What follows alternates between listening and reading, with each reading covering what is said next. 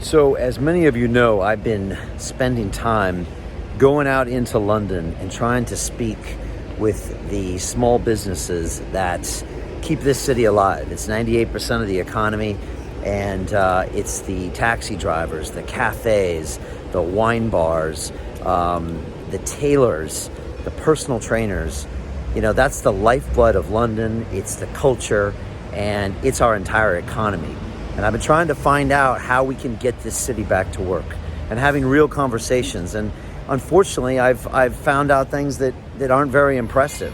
The fact that cafes struggle to get approval for outdoor space, so they can barely stay in business and keep one more employee in their job to make sure that they have the livelihood to move on, to make sure that they can come to work and have a purpose and have a future.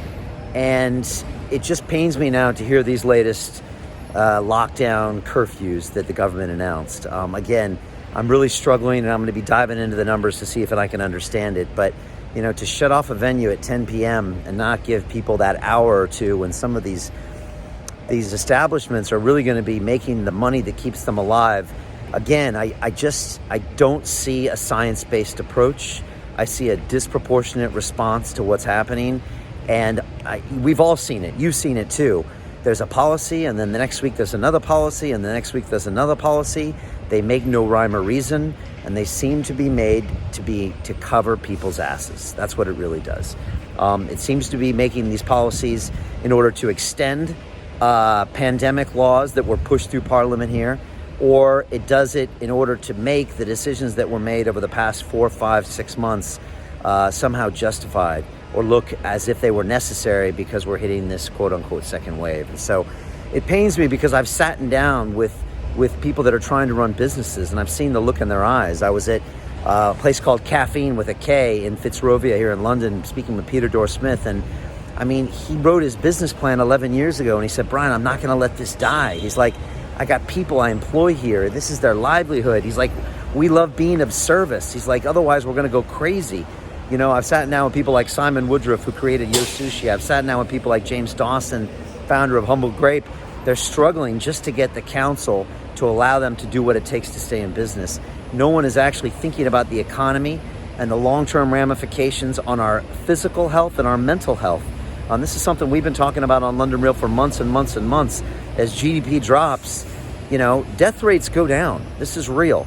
And yet it's something that's delayed, and so we don't always see it happening. And I just think we all need to be really aware of what's actually happening out there and just be more cognizant of some of the real damage we're doing to the economy in this city.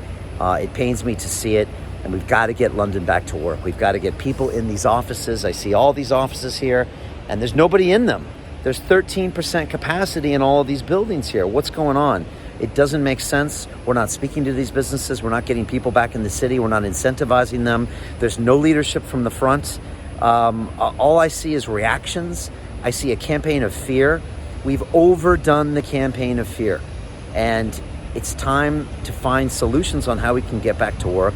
Again, I just don't see a consistent science-based approach, and it frustrates me to a massive extent. This is my city. This is a city I love.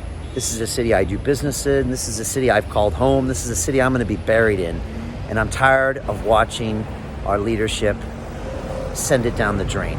So again, I'd love to hear your comments below. If you've got ideas or suggestions or something that's working out in other cities, let us know.